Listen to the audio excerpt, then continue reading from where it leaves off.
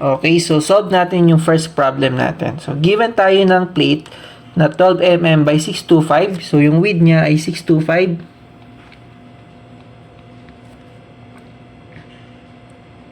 Made of 836 steel. So, with 248 megapascal na yield and 400 megapascal na ultimate. So, it is used as a tension member with our bolts 16 mm diameter. So, ngayon, we need to assume that the effective net area is equal to the net area wherein yung U natin is 1.0. So, this is a plate. So, yung shear lag natin, case 1, 1.0 kapag yung element natin is a plate. So, for flat plates, so lahat ng element natin kasi isa lang, well distributed siya dun sa other connecting member natin, which is the gasket plate. Now, we need to solve for the design strength. So, kapag sinabi nating design strength, yun yung LRFD. So, design strength or ultimate strength, kailangan natin isolve yung capacity niya under LRFD provision. While kapag allowable strength naman yung hinahanap, ASD yung kailangan nating provision na sundin. So, yung limit state natin, kailangan natin i-consider para ma-solve yung problem. So, start muna tayo sa unang limit state, which is yung yielding. So, for yielding, we have also a formula for the design force calculation for yielding and considering the gross area. So, for yielding, ano ba yung gross area natin dito? So, we cut a section here. So, dito mag-yield, no? Yung buong gross section ng plate natin. So, ngayon, we need to consider our cross section and the formula that we are going to use from NSCP. The nominal strength is equal to FYAG. So, nominal na yung ginawa ko para pag kinuha natin yung LRFD and ASD, gagamitin na lang natin yung reduction factor and the factor of safety for these two different design philosophies. So, for yielding, yung kinoconsider natin is yung gross section. So, wala muna tayong holes na i-consider. So, yung cross section natin dito is just ito. So, nandito yung stress natin. Sa problem natin, given tayo ng thickness na 12 mm. So, this is the thickness of our plate. And meron tayong 625 na width. So, direkta lang to, no? Rekta. Agad-agad natin makukuha yung PN. So, yung PN natin is just equal sa FY. Given naman sa problem, 248. Multiply lang natin ng area gross, which is the area of the rectangle, 12 by 625. Saka natin i-divide ng 1,000. So, ano yung makukuha natin dito? Using your calculator,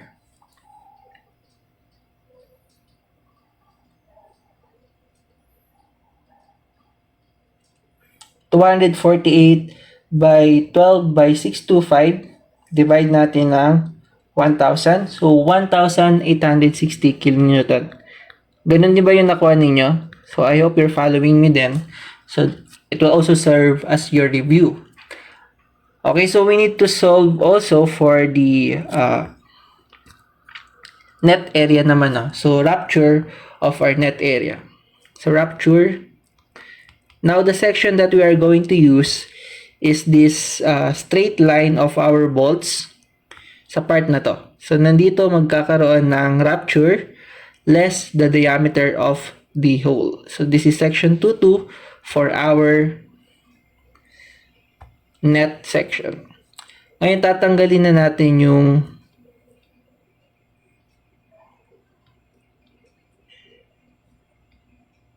so meron tayong dalawang diameter ng bolts na kailangan nating tanggalin. And yung shaded, yun lang yung mayroong stress tayo. Okay, so the diameter of the... Okay, take note. Hindi dapat diameter ng bolts lang yung gagamitin natin, but instead, the effective diameter of our holes. Mamaya, we're going to use that. So, this is still 625 for our width and the thickness, which is 12. Okay, so we need to solve first for the net area. Wala naman tayong gauge dito, so this is not a staggered connection. So area net is equal to yung buong cross section natin, 12 times 625, and then minus yung diameter ng bolts, which is 16, and idadagdag na natin yung 3.125. Considering both the erection tolerance and the damage. So 3.125, tama ba yung 1/8 times 25.4, 3.175. 3.175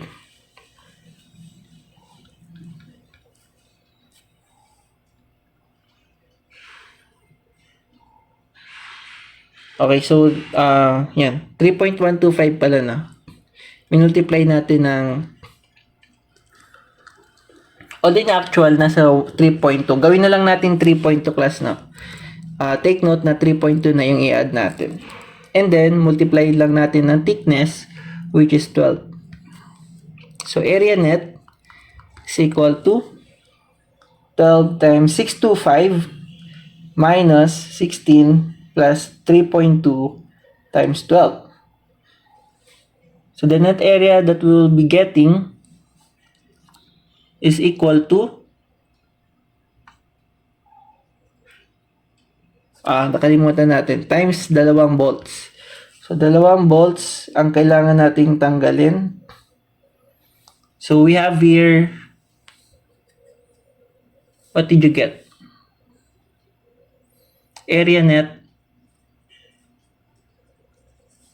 So we have 7,039.2.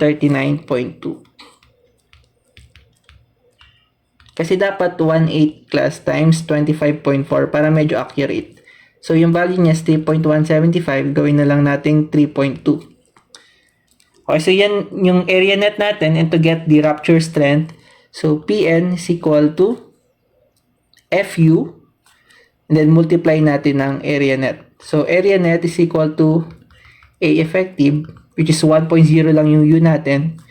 So Fu times U. So we have Fu times 1.0, and then yung area net natin na 7,039.2 mm squared. So P is equal to, ano yung Fu natin sa problem? 400, and then 7,039.2 mm squared. So take note that this is nominal pa lang, and then divide natin ng 1,000 to get the value of the strength. So 7,039.2, and then divide natin ng 1,000. So ang makukuha natin ay 2,815.68 mm, kilonewtons. Okay, so maintain nyo lang yung 2 decimal places sa final answer, but as much as possible during your calculation process, kapag hindi pa naman yung final answer, gawin nyo na lang 4 decimal places. Now, meron na tayo. We can solve for the final answer. So for LRFD,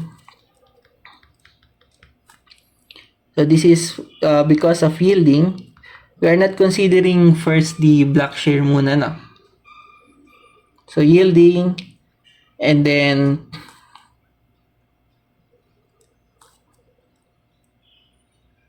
we also have the rupture. So what if we consider also the formula for block shear? So solve natin yung block shear din para may idea na kayo. So block shear, so ano ba yung maging failure path natin dito for block shear? Una nating i-consider itong portion.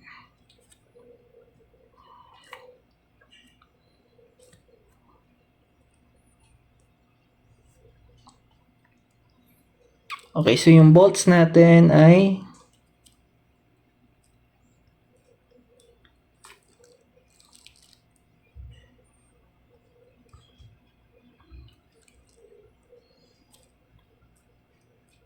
Kaso wala naman pala tayong binigay na spacing na. So kapag block shear, ito yung common. Kapag binigay sa problem, say for example na kaya natin yung spacing nila ay 100 and ito ay 75. This is just a follow-up question class, no? 50 and then 50. So yun yung possible block shear path natin. Pangalawa, since symmetrical lang naman yung spacing natin sa taas na, at baba, yung 50 and 50, so we can select between upper or the lower portion kung ano yung solve natin kasi same lang yung makukuha natin dapat dyan. So ganito yung gagawin natin pag block shear. Take note na dapat given yung mga spacing natin. So the minimum edge distance 50 and then gawin na lang natin 100. Now we need to solve for the block shear effect for the first case muna.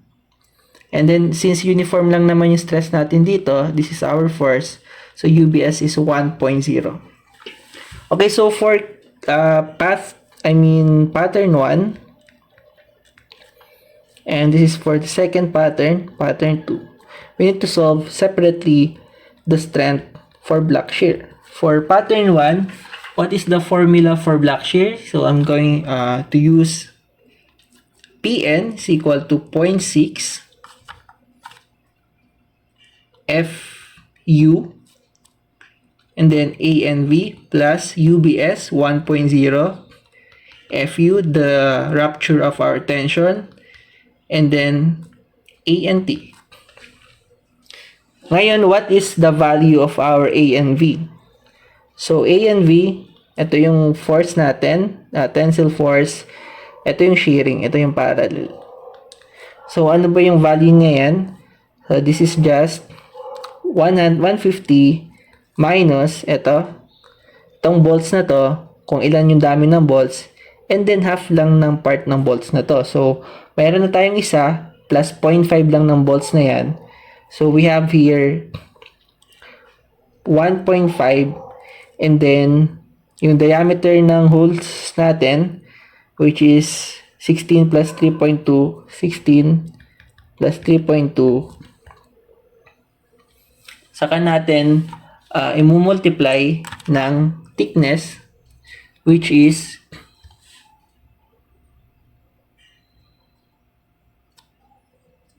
ano yung thickness natin? 12. And ilan ba yung shearing part natin dito? 2. Okay, so times 2. So area net V is equal to 150 minus 1.5, 16 plus 3.2, and then 12 times 2. So 2908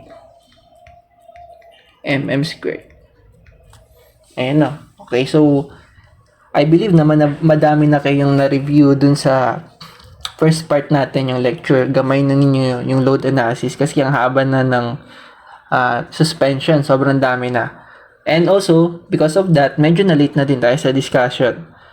Okay, so as much as possible, you're also doing your part to study the tension members and also some further advanced study for you to course, mas madalian na kayo sa mga susunod natin problem and also review na din sa exams natin.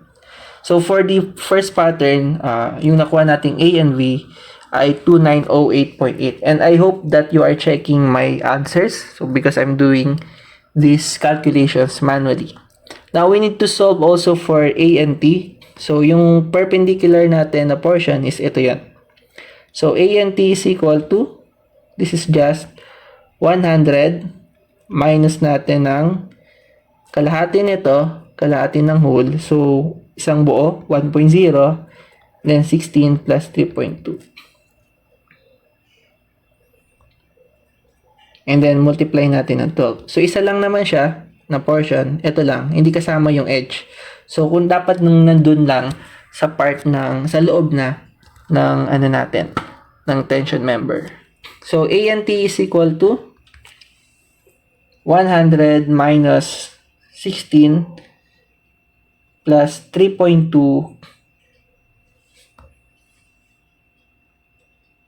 And then multiply natin ng 12. 100 minus 16 plus 3.2, multiply natin ng 12. 969.6 mm squared. And ano naman yung magiging AGB natin? So yung AGB natin is just 2 times yung 150 times yung thickness natin na 12. So we need to use our formula, first formula. And then meron pa kasi tayong limitation na dapat yung PN natin for block shear should be less than the shear yielding plus the tensile rupture. So unahin muna natin yung PN1 natin for pattern 1, which is 0.6 ng FU, 400. Tama, 400. ANB natin, 2908.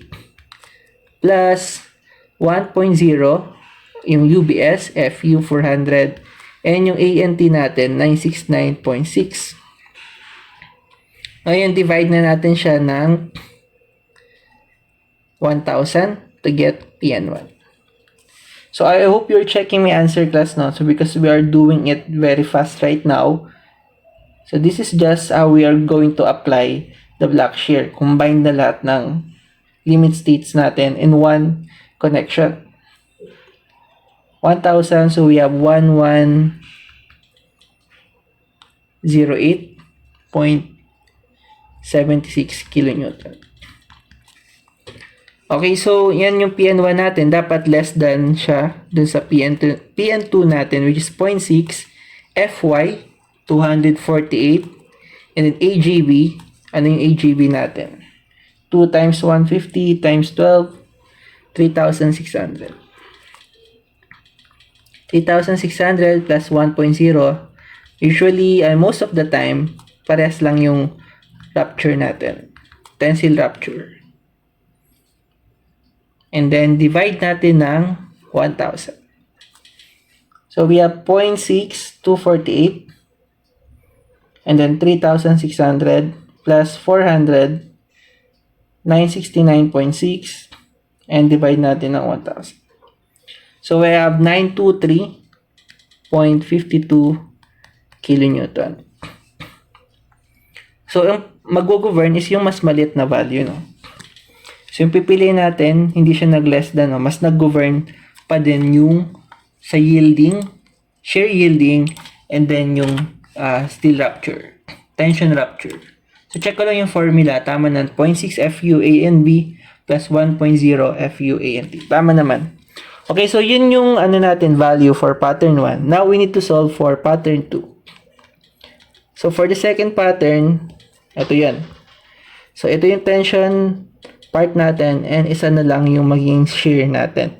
So, yung tension part natin, mas sumaba lang, pero yung tension as shear natin na part, isa na lang. Because we are not considering na mag-fail dun sa edge. So, take note nyo na lang yan na dapat yung mga nasa loob lang. So, yung part na to, hindi to kasama. And ito. Yung mga edge, along sa edge, hindi yan kasama. Only the internal braking. Kasi yung part niya, hindi naman magbe-brake niyan kasi nasa edge, di ba? So, for the pattern number 2, ganun din yung process natin. PN1, ganun. Pero yung magbabago lang is yung ANT natin na magiging na siyang 150 minus natin yung diameter ng holes na 1.5, 16 plus 3.2, and then times 12. So, yung ANT natin is equal to 150 minus 1.5, 16 plus 3.2, multiply natin ng 12. So, we have 1454.4 kilonewton. So, mas mataas. Hindi to mag-govern, no? I mean, mm squared pa lang pala to. So, di pa natin sure. So, ngayon, solve na natin yung magiging natin PN1. So, 0.6, 400. Yung ANT natin, ay ANV natin is just half na lang neto. Kasi isa na lang yung shearing na kino-consider natin.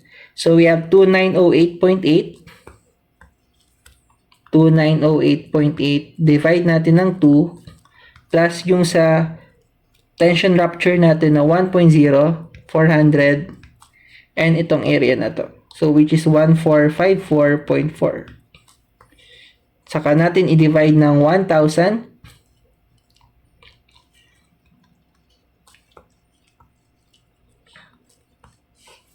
So, we have here 0.6, 400, 2908.8 over 2.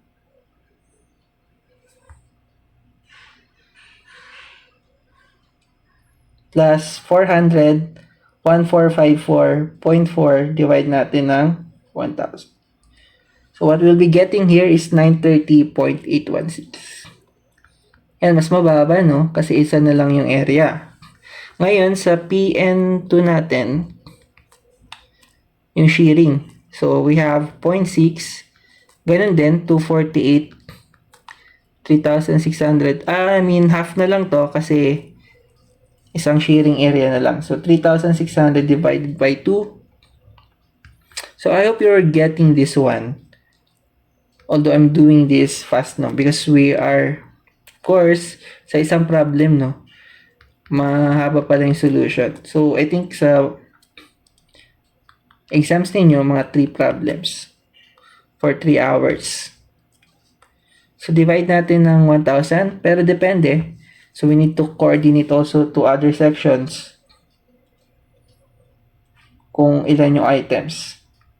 So, kapag mas mahirap yung question sa exam, expect nyo na unti na lang yun. Or nandun na lahat yung mga question sa exam. Nandun na, pwedeng tension, pwedeng compression. Kasi after nito, we're going to discuss the compression. So, check nyo nga class kung 849.6 kilonewton. So, mas critical yung portion na to sa block shear, no? So, 0.6, 248, and half ng gross, 3,600 over 2. So, mas maliit yung value. And then, FU 400, 1454.4.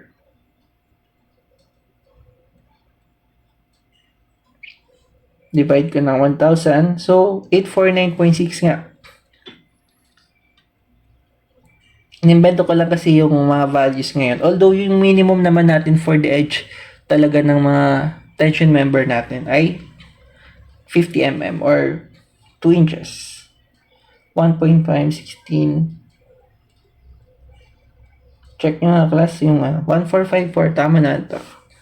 So, ngayon yung critical natin dito is 849. So, isa lang dapat yung kukunin natin under block shear. Yung pinakamaliit, which is 849.6. Ngayon, summarize na natin yung mga nominal. Okay, so, for LRFD, and ito naman yung ASD. So, unahin natin yung yielding. So, for yielding, yung PN natin is same lang na 1,860, no? So, 1,860 for LRFD. This is 0.9 times 1,860.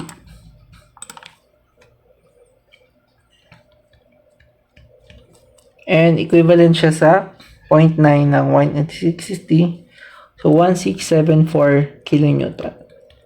While for ASD, ang gagawin natin, di-divide lang natin siya ng 1.67 or i-multiply nyo ng 0.6 times 1,860.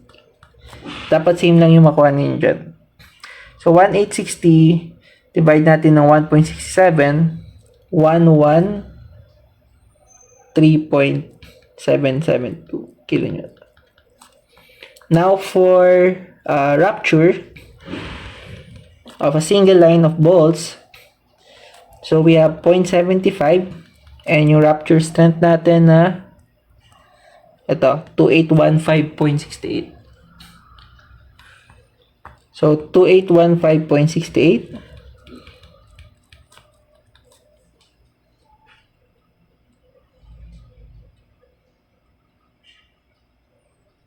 And then, times natin ng 0.75. What we'll be getting here is around 211.74. So, for your final answer, 2 decimal places. Unless provided sa problem kung ilan yung kailangan. So, sometimes pwedeng 5 decimal places yung kailangan ko sa inyo. And for ASD, 2815.68. Divide lang natin ng 2.0. So we have 2815.68 divided by 2. So we have 1407.84 kilonewton. Now, for block shear, nominal pa lang yung nakuha natin. So, multiply din natin ng 0.75, 849.6. And then, kung mapapansin ninyo, alam na natin kung ano yung maging critical, which is yung block shear. 637.2 kilonewton, while for the rupture, 849.6, divide natin ng 2.0. So, 849.6 divided by 2, 424.8 kilonewton. Now, we need to get kung ano yung pinaka-critical sa kanilang tatlo, which is yung pinaka-mababang value. So, for this one, compare lang natin yung 3 limit states natin, which is yielding, rupture, and block shear. Kung alin yung pinaka-mababang value, yun yung design strength natin. So, dapat yung i-apply nating load ay hindi na mag-exceed sa 637.2. For ASD naman, ganun din, 424. So, say for example, kapag binigay ko sa inyo sa problem class, ano yung magiging utility ratio natin? So, yung utility ratio, this is just the demand over capacity ratio. Demand over capacity ratio. Yung nakuha natin dito is yung maximum capacity na kayang i-hold lang ng tension member natin. So, for example, yung demand natin is yung loads factored for LRFD and unfactored naman or service loads for ASD. Now, we need to solve for the utility ratio or yung tinatawag nating DC ratio. So, solve natin class, no? So, say for example, meron kayong sige. Gawin nating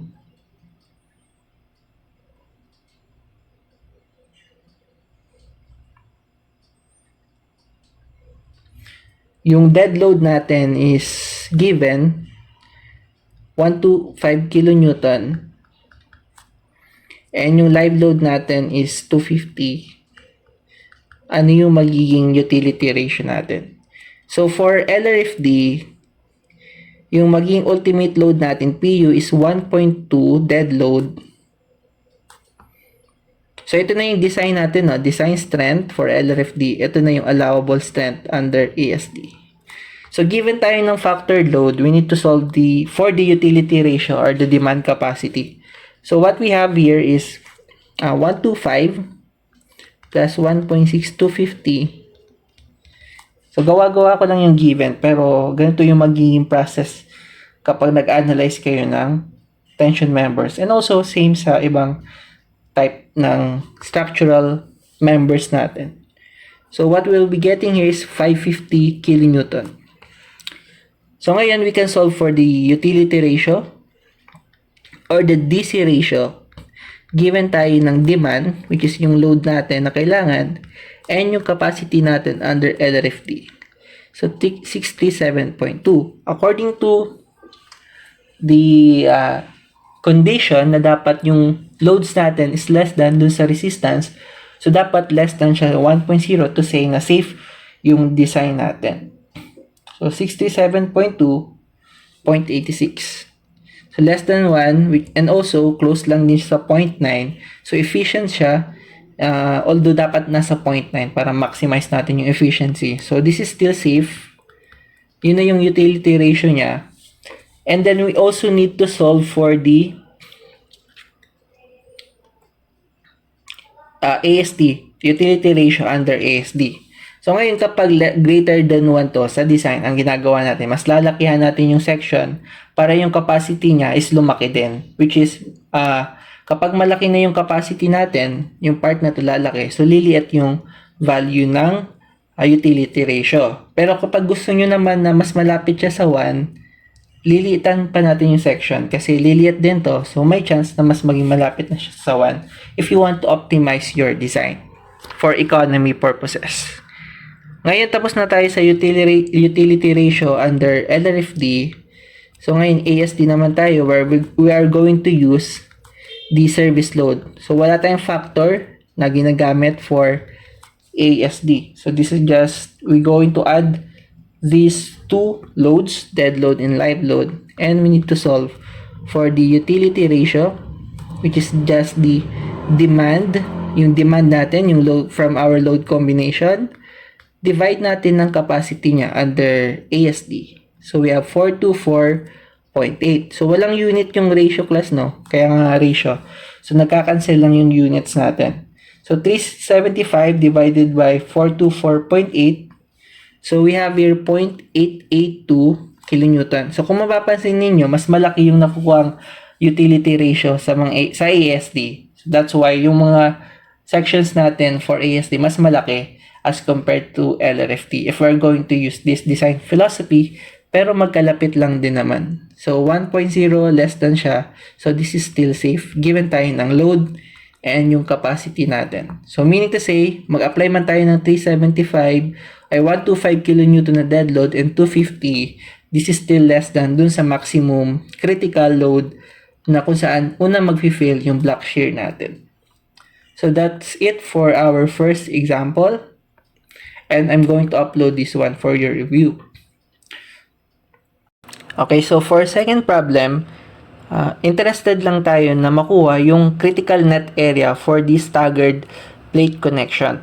So we have this plate and then given tayo ng diameter of bolts na 12 mm and yung thickness natin na 10 mm.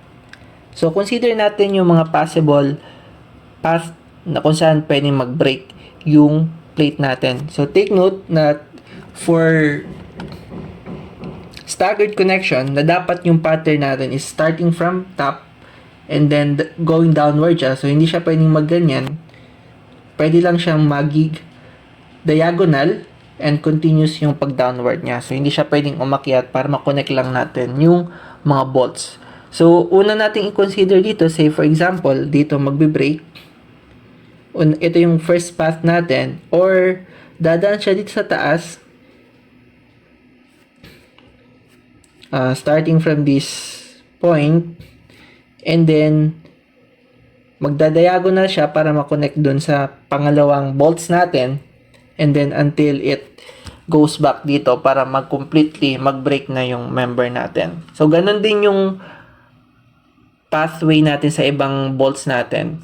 Kasi yung spacing natin 75, so ang i-consider lang natin dito na critical ay magkakaparehas lang. Yung critical net area dito is magkakaparehas lang since yung spacing natin ay the same. So ganun lang din yung concept na kagaya sa sinabi ko na kapag same yung spacing natin, yung makukuha nating critical area ay the same. Okay, kung mapapansin natin sa part na to, so we have same pattern here, 50 mm, and then co-connect lang siya, and then going down 50 mm as well. So, unahin na muna natin yung first path 1 natin. And this is just the same dun sa pagkuha natin ng area for rupture. Kasi single line lang din naman siya. So, magiging siyang and then yung bolts natin.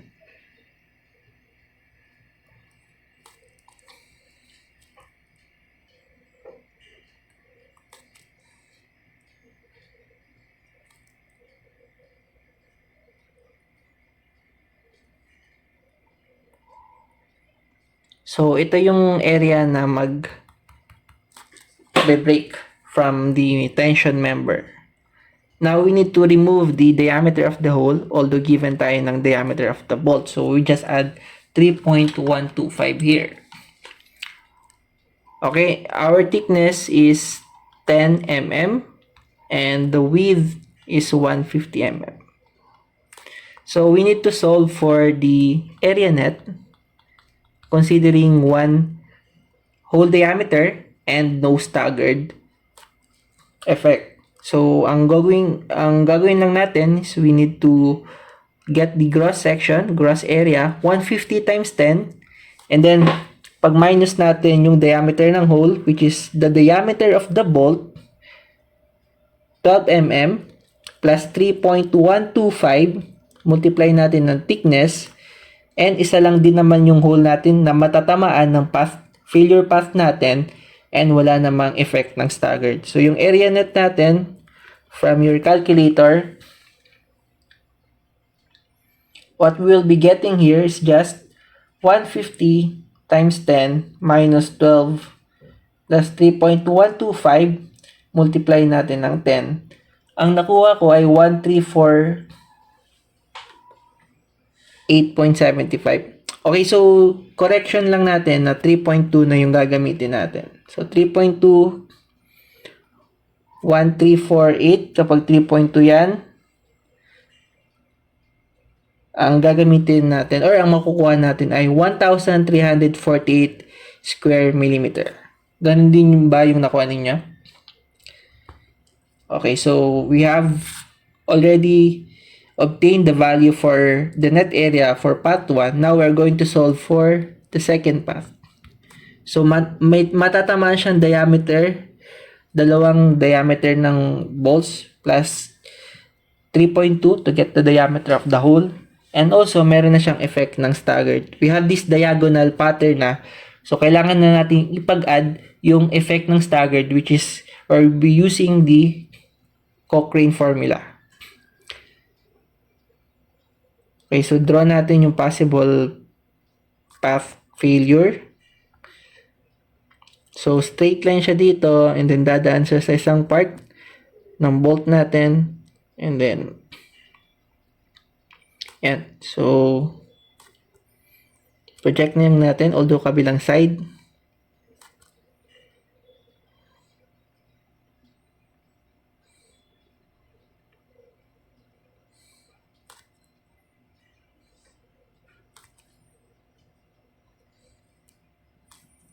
So, ito yung area na concern tayo. And then, meron tayong diagonal effect due to the staggered connection.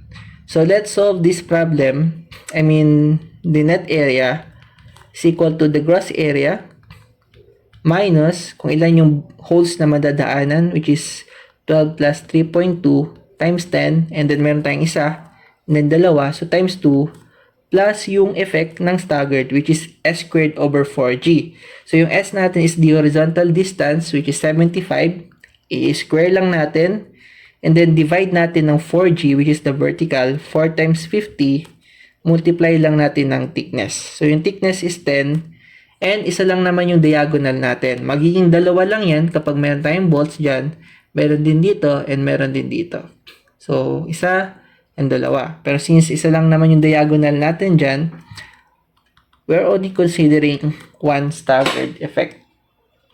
So, what we're going to do now is 150 times 10 for the gross. Subtract natin yung effect ng diameter ng holes times 10, and dalawa sila, plus 75 squared, 4 times 50, multiply natin ng 10. So, what we have here is 1477.25. Okay, so ganun din ba yung nakuha ninyo? As you can see here, kung i-observe natin yung values na nakuha natin, even though na isa lang yung bolt na kinonsider natin dito, and then dalawa dito sa path 2 natin, dalawa yung nadaanan niya, mas malaki pa din yung nakuha nating net area dito. Because of the staggered effect. So, kapag malaki yung spacing natin dito, S squared over 4G, and then maliit yung distance natin dito, malaki yung value na i-add natin dun sa net area. So, sa design, pag nag-design tayo ng steel tension members, in order for us to get high value of net area, which will also give us high strength capacity, ang gagawin natin, lalakihan natin yung spacing na to, and then medyo maliit lang dito sa part na to, para lumaki yung area net natin. So, yung effect ng staggered natin, if we want to make our tension member to have a stronger capacity, kailangan natin lagyan ng mas mahabang staggered or yung tawag nating pitch, yung spacing natin for us to get high value of net area. So ngayon, hindi ito yung i-consider natin, no? Mas mag-govern pa din yung pinakamababang value ng net area, and yun yung magiging critical net area na gagamitin natin to solve for its rupture strength, wherein we need to multiply it by FU and then area net. So take note na kapag nag-a-analyze tayo or design, ang area na i-consider natin is yung mababa. So yun yung mag-govern. So for this problem, yung mag-govern is yung mas lesser value ng net area, which is 1348 square millimeter. Ito yung critical net area natin, not the staggered one.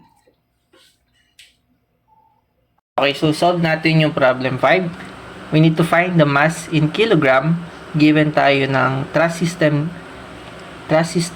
natin dito sa figure.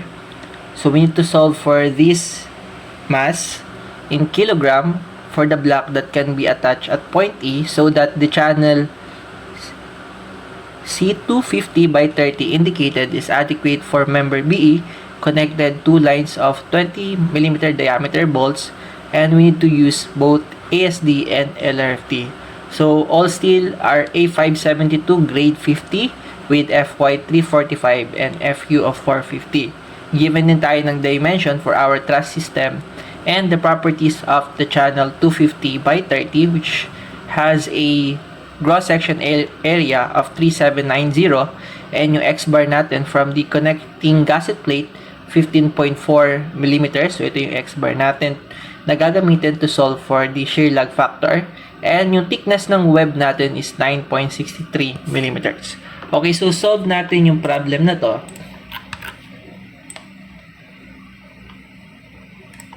Okay, so we need to solve first the capacity of this channel para yung force na makukuha natin, yun yung gagamitin natin dito sa member BE. So solution, the process is just the same of applying the limit state formula for yielding and also for the rupture.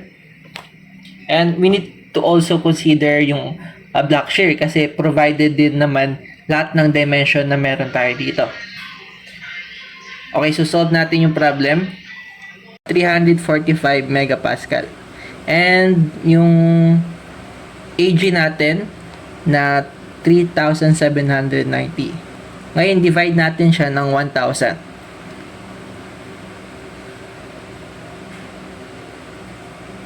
Ano yung makukuha natin? So, using our calculator, the yielding capacity of this channel is equal to 3,790, 1,000, and what we have here is 1,307.55 kilonewton. So I hope we are getting the same answer, no? 1,307.55 kilonewton. Now after that, we need to solve for the net rupture. So the rupture strength, yung connections natin ay naka straight line lang naman. So yung path ng failure natin is the same all throughout. So wala naman tayong staggered na bolt arrangement. So this is very straightforward.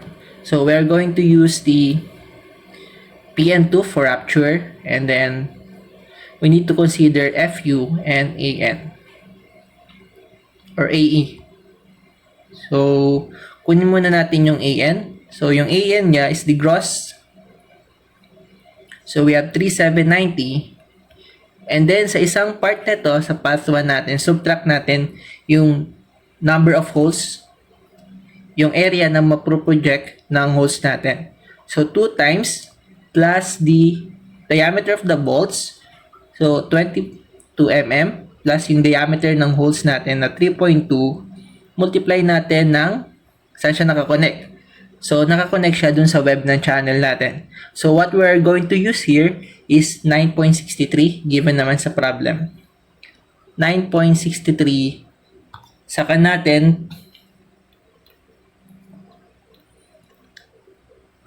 mamultiply ng, okay na pala yan. So, AN, so the net area for this channel section is equal to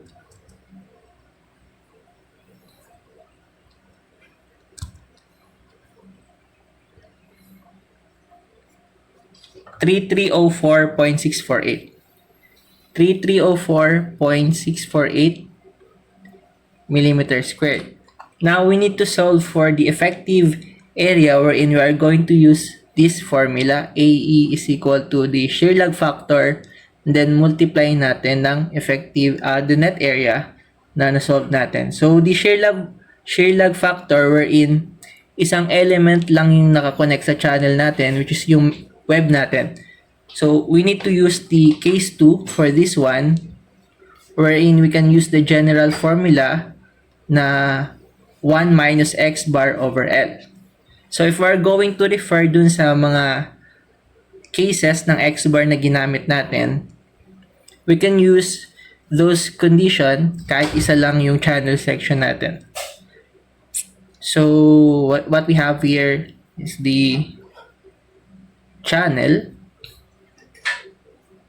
So, meron tayong channel and then connected sa gasket plate. And we have the bolts here. So, the X bar that we are going to consider is also the X bar from the steel manual, measured from the face of this gasket plate towards the centroid, X-centroid of our channel, na given or provided naman sa problem, which is 15.4. Now, we need to consider also the length of the connection. So, gawin natin 15.4 and the length of connection. So, yung length of connection natin ay end to end from this point to this point. So, dalawa yan. We have 80 and then 80. We will be getting a value of 160 pag inad natin yon. And the value of our U is equivalent to 0.903. Now, we also need to refer yung condition natin for hindi na pala, because this is just a channel. So, this is not the web of a wide flange. So, ito na yung automatically, ito na yung U natin. So, isang condition lang gagamitin natin for channel, which is case number 2. Ngayon, we can now solve for the nominal capacity, which is FU and AE. So, what we have here is what is the value of our ultimate strength, which is 450, and effective natin na U 0.90375, and yung net area natin na 3304.648. And then we are going to divide it by 1,000 so that our answer will be in kilonewton. So, Pn2 is equal to 450. Multiply natin ng 0.90375 times 3304.648 and divide natin ng 1,000. So, we will be getting a value of 1343.959 kilonewton.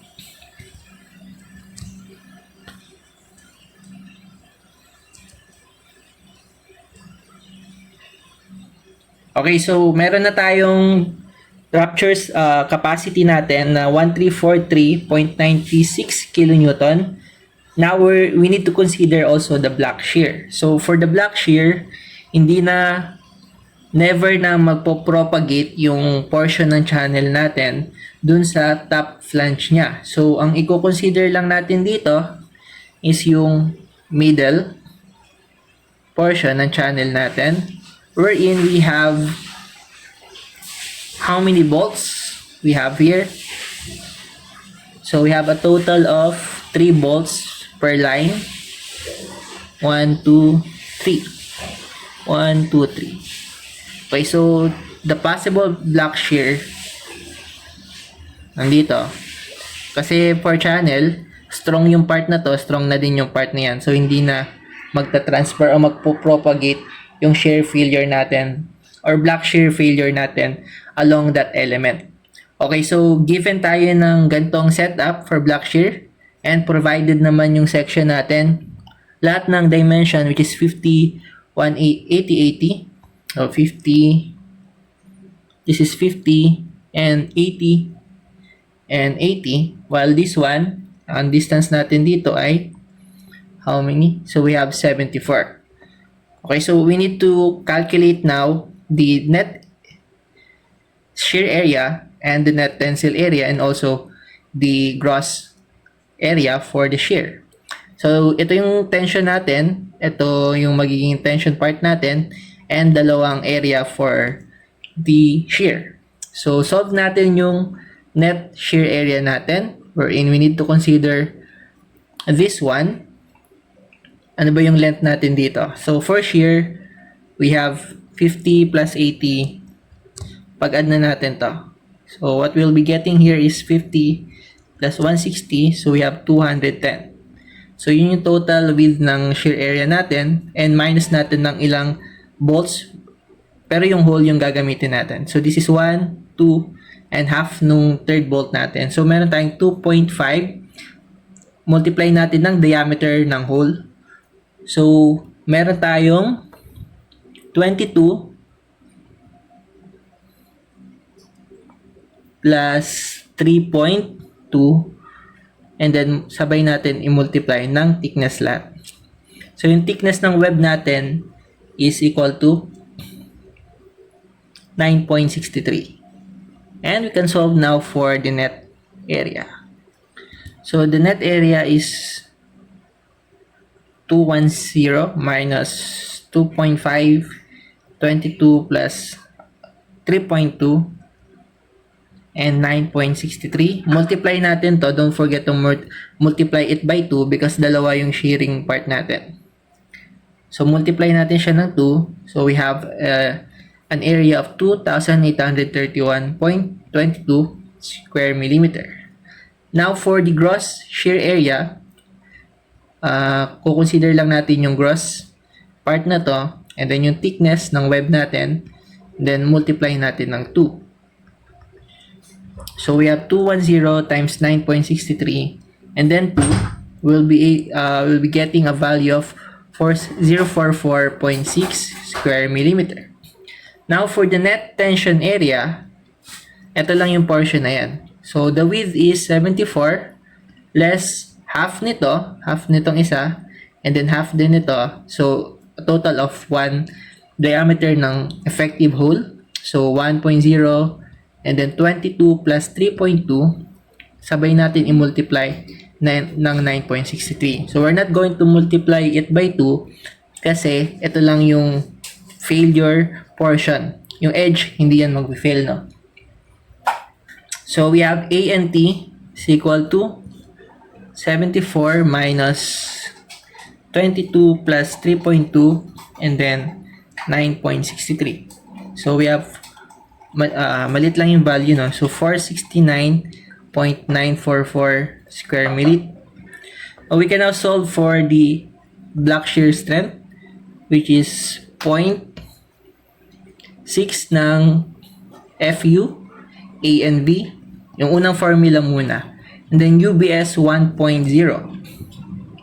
So uniform naman yung stress natin dito. So what we will have is 1.0 UBS. And then yung FU natin also, and A and T. So P and 3 is equal to 0.6, and yung FU natin na 450, A and B na 2831.22 plus FU for the tension rupture, and yung A and T natin na 469.94. Can you check the value of A and T if ito nga? So what we have here so na-check ko naman 469. So divide natin to ng 1,000. So for P and 3, the value that we will be getting is 2831.22 plus 450, 469.944, and divide natin ng 1,000. So what we have here is 975.90 kilonewton. But we also need to check the combination of the shear area yielding, which is 0.6 Fy AGB plus 1.0 Fu ANT. So we will be just using our formula, substitute the value directly into this formula. So plug in lang natin yung mga values natin. So 0.6 ng Fy. So yung Fy natin ay 345. Multiply natin ng AGB na 404.6 plus, kopyahin lang natin to, 450, 469.944, and then divide natin ng 1,000.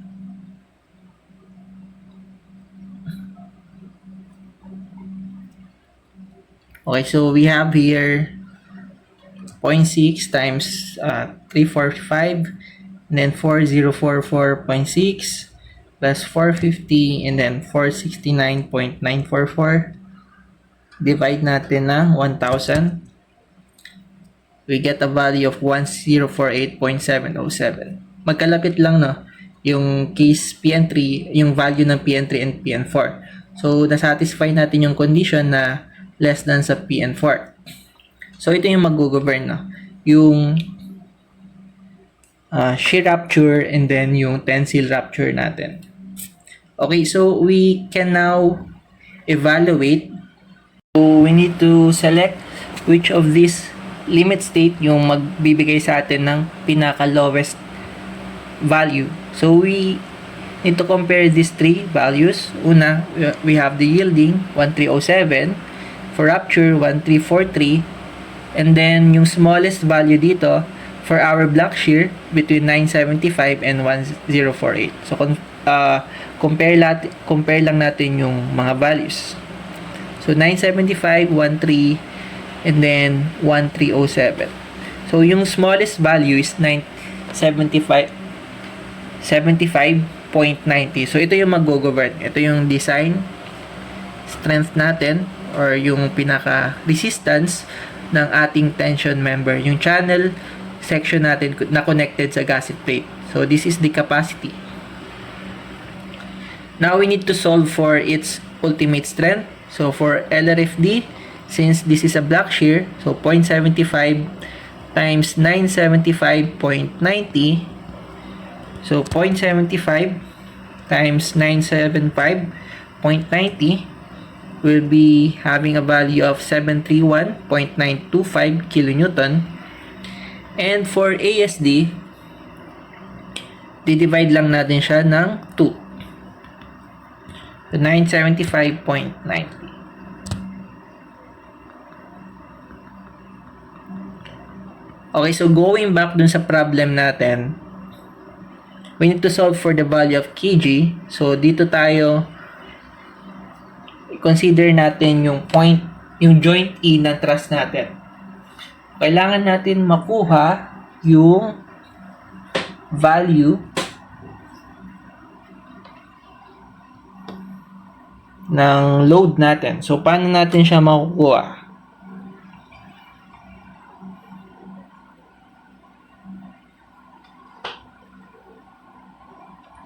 Okay, so using the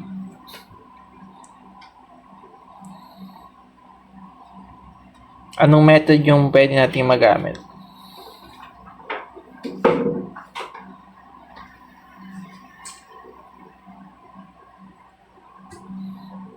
So, we can use the method of joints na lang, no? Sa joint E. So, start tayo dito sa joint E. And then, meron na tayong maximum force. So, for LRFD, yung member natin, yung BE natin, yung gagamitin natin for the capacity of our member B is the value that we obtain from our strength analysis. So we have 731.925, 731.925, and for ASD, yung BE natin is equal to 487.95. 487.925 kilonewton. Now, considering joint E of our truss, sige, so we need to draw all the forces and assume natin na intention. And we have here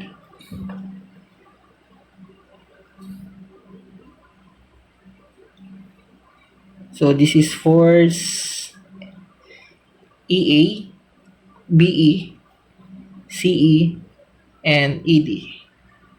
And we also have the load, the weight.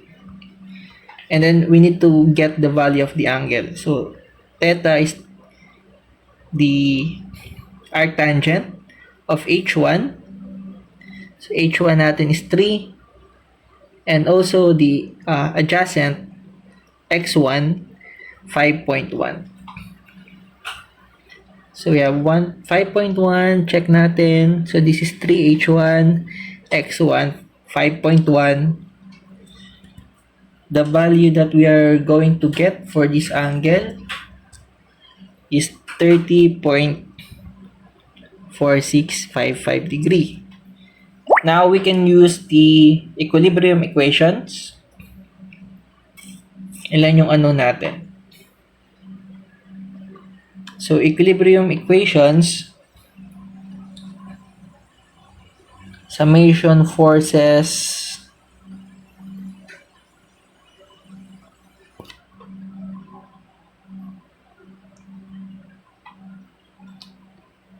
so sa tingin nyo ba class, mag-work yung method of joints natin? So try natin. So ilan yung ano natin? CE, ED, 1, 2, ito yung W, then EA. Isa lang yung given natin. So we cannot use the summation forces X and Y kasi ang dami nating unknown. So as much as possible, dapat makakuha pa tayo ng force dito sa problem natin. Paano natin makukuha yung ibang value ng force?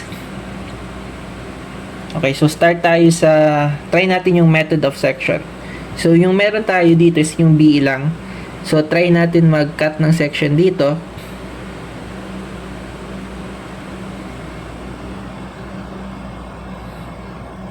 So cut tayo ng section dyan.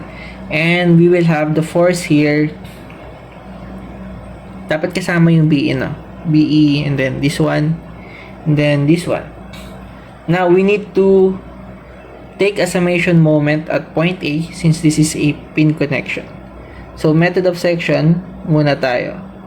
Method of sections. So what we have here is we need to take a moment at point A is equal to 0, positive counter. So this is also my first time to solve this problem. Okay, so summation moment sa point A. So ito yung member A natin, magko-cross siya dito sa point A. So pwede siyang ma-cancel, no? So i-move lang natin yung line of action na member AE. So nandito na sa point. So mawawala yung ano natin, moment arm niya. So the force that we are only going to consider is itong BE and then yung BC. So we also need to solve for the theta of BC. So theta BC is equal to arctangent opposite, yung H2. Magagamit talaga lahat ng given sa problem class, no? So we have 4.7 and divide natin ng X1, 5.1. Tama? So H2 is 4.7, H1 is 3. So that angle is equivalent to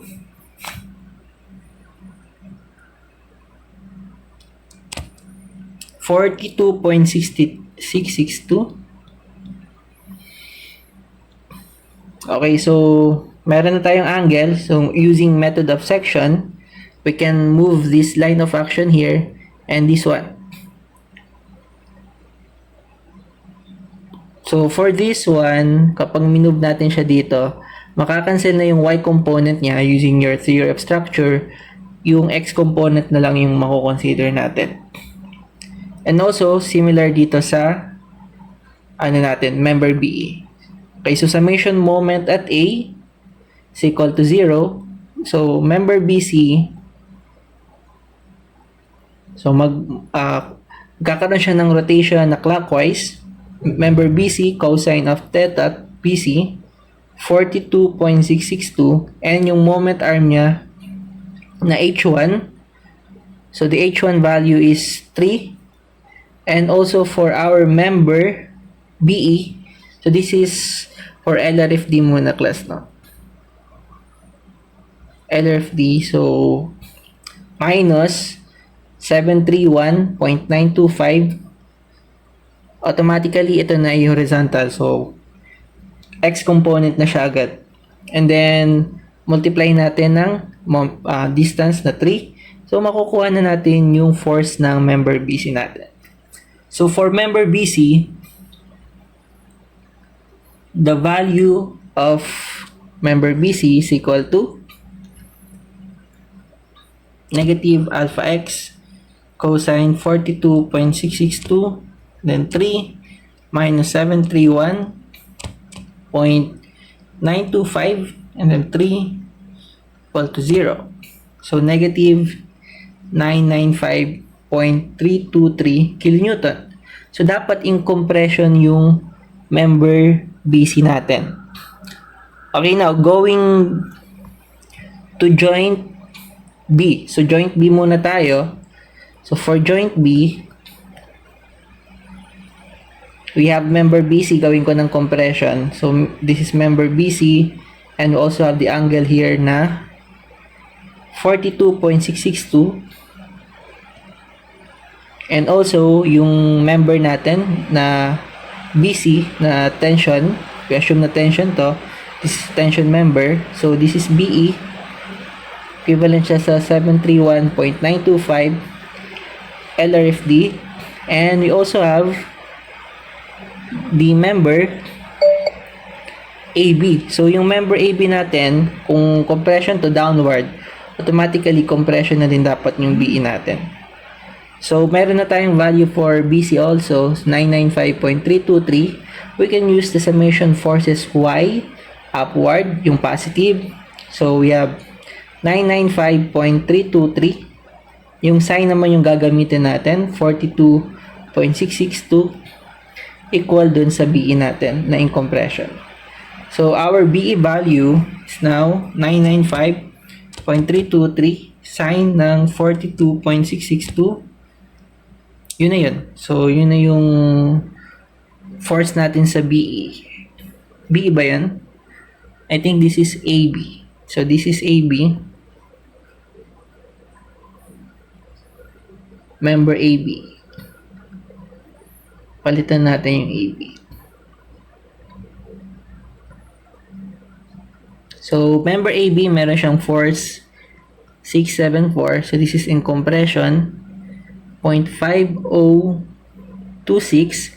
Also in compression. Now, meron na tayong force sa AB, no? We can also solve for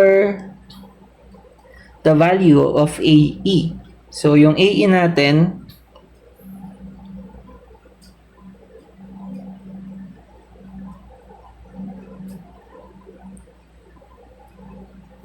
dito sa point na to, no? AE.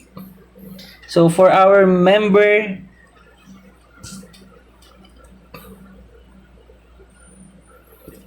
joint A. So, joint A naman tayo. So, for joint A, meron tayong pin dito. And yung member AB natin. So, AB is compression. AB 674.5026. And we also have here the reactions. So, automatically, meron tayo ditong reaction na upward. So, AY, reaction, and yung AX natin. So, gawin natin tong member. This one, this is member AE. And meron na tayong angle na na-solve dyan, which is yung 30.4655. Okay, so paano natin makukuha yung force sa AE? Kunin muna natin yung summation forces. Okay, class, tatlo pa yung ano natin, no? Meron lang tayong AB, and yung AE natin, analyzing the problem, kung mapapansin natin, hindi pa natin makukuha directly yung force dito sa AY, AX, using our two equilibrium equation kasi tatlo pa yung ano natin. So, we need to find another joint kung saan dalawa lang yung ano natin. So, move tayo dito sa joint C. Yung gagawin ninyo, try nyo lang yung lahat ng values natin kasi provided naman yung force ng BE. So, as much, if isang member ng trust natin is alam natin yung force, we can solve for this system. So, hindi naman siya indeterminate trust. So, move tayo sa joint C kasi meron na tayong force sa BC. So, ngayon, dito muna tayo sa joint C. Ayan. So, yung problem na to, itatry talaga lang natin lahat ng given sa problem. So, for joint C, gawa tayo ng line dito. And we also have here the king post, which is member CE.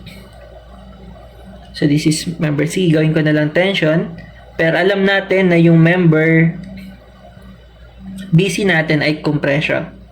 So, yung BC natin in compression, we also have the angle here na 42.662. Alam na natin yung value ng BC, which is 995.323. Ngayon, kailangan natin i-consider naman yung force natin, member force ng CD. So, assume ko na lang na intention siya kasi upward na yung isa. So, this is CD and we also need to solve for this theta. So, gawin ko na lang theta 3. So, yung theta 3 natin, this is arctangent ng itong part naman. So, lahat talaga magagamit, no? Wherein yung height natin na H2 is 4.7 and yung X2 natin na 3.7. So, opposite over adjacent. Okay, so opposite, we have here 4.7, 4.7, divide natin na 3.7. So, tangent 3 is equal to shift tan 4.7 over 3.7. So, our angle here is 51.78897.4 degrees with respect to the horizontal. Now, pwede na natin magamit yung equilibrium equation natin, summation forces sa X and Y. So, we only have here 2. So, hindi tension yung CD, no? Dapat compression din siya para yung summation forces X natin o-opposite sila. Yung component ng BC sa X and yung component ng CD sa X, nasa pointing left siya. Pero since assume natin na intentional lang lahat, so we have negative, positive yung BC natin, and then X component, so 42.662 plus CD natin, yung component niya na theta 3, 51.7894 788974. So, yung value na to, substitute lang natin dito. Makukuha na natin yung value ng CD.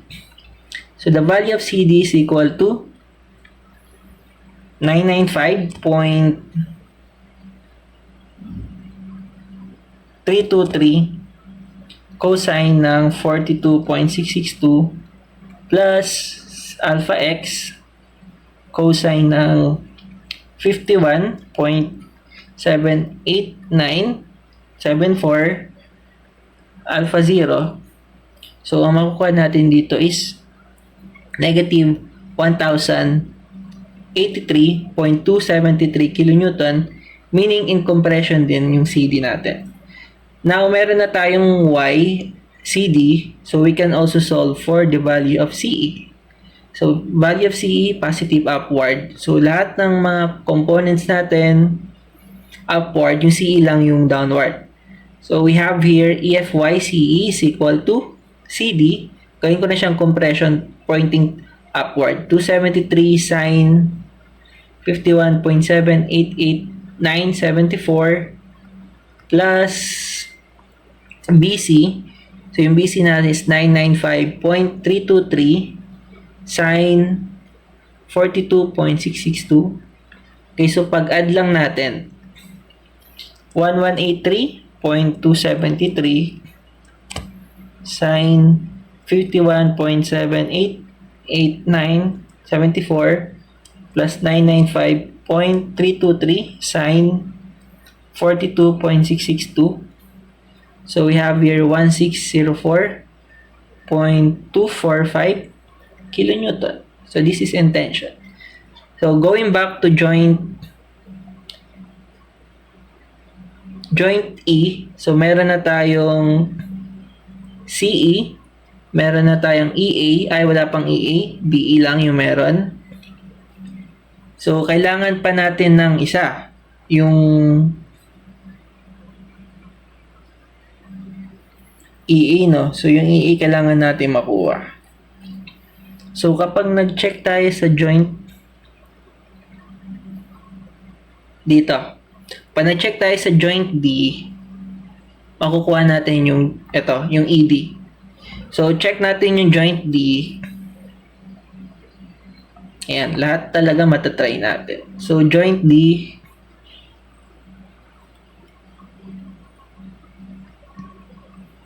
so for joint D, meron tayong CD which is in compression,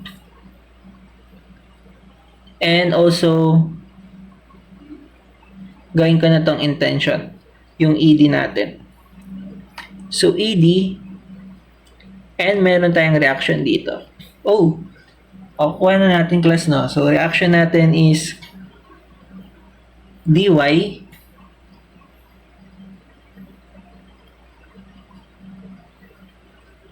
okay, so first time ko din ito solve, no? So dy is equal to hindi pa natin alam. Okay, so ito yung theta natin for theta 3. So we need to take summation forces sa y, makukuha natin yung value ng dy. So this is CD sine ng theta 3 51.788974 is equal to dy. So may makukuha na tayong value, no? dy is equal to CD natin, substitute ko lang. CD is equal to 1183.273 51.788974. So yung dy natin is equal to 1183.273 times, nawala yung sign, that may sign dito, times sin 51.788974 times sin 51.788974. So we have 929.742 kilonewton. So 929 dy. So kapag may dy na tayo, actually we can take summation moment sa A na, and na-consider na natin, makukuha na natin yung W. So, ganun yung process pala, no? This is just a trial and error. We don't have the knowledge pa kung ano yung maging sequence natin. So, kahit pala hindi na tayo mag-solve dito sa joint E, and dapat yung process natin sa pag-solve. So, start tayo para ma-solve yung problem na to, kailangan start tayo sa joint B. So, upon solving sa joint B, makukuha natin get the value of member BC. So, nakuha natin yung BC. Ngayon, move tayo sa joint C. Ito pala yung first part lang natin. Move tayo sa joint C. Hindi na tayo pupunta sa point A, no? Joint C, makukuha natin yung, dito tayo sa joint C, makukuha na natin yung member CD, which nagawa natin. Ngayon, yung third step, kailangan natin palang pumunta sa joint D para makuha natin yung reaction sa dy. And then once meron na tayong reaction sa dy, pwede na tayong mag-summation moment sa point A to get the value of this weight. So yan lang yung ano natin. Wala namang ibang loads dito sa whole structure natin or yung whole truss. So makukuha na natin yung value ng weight using yung dy. So ganito lang pala siya kadali. So when you try solving for the ASD value, ganito na yung process na gagawin niyo. Start kayo sa joint B. So joint B ba? So joint B, I think method of section muna, no? Method of section para makuha yung BC. And since sa point B kasama yung BC, tama, kasama yung BC ba? Ay, kahit hindi na pala class, no? Kahit wala ng method of section. Kasi nakuha natin yung BC. Okay, so nakuha natin yung BC because of method of section. So this is method of section and this is method of joints. And this is also method of joint. So, combination. So, dapat pala sa problem, hindi na tayo pumunta sa, hindi na natin kinuha yung joint B. So, X na to, hindi na natin kailangan yan. So, and also, hindi na natin kailangan joint E. Joint A, hindi na. Ang kailangan natin is method of section, this one. And also, this joint C, para makuha natin yung CD. And then, punta na tayo diretso sa joint D. Now, to get the value of the force W or the weight, we need to take summation moment sa point A. Dito pa lang, positive counter. Ngayon, yung values lang natin dito is the weight, which is, eto, yung weight natin with the moment arm of x1. So, W times x1. So, from our problem, yung x1 natin ay 5.1. And yung dy natin na 929.742, multiply natin ng moment arm niya, which is x1 plus x2. So, 5.1 plus 3.7. So, W is equal to 929.742 and then 5.1 plus 3.7 and divide natin ang 5.1. So, 1604.26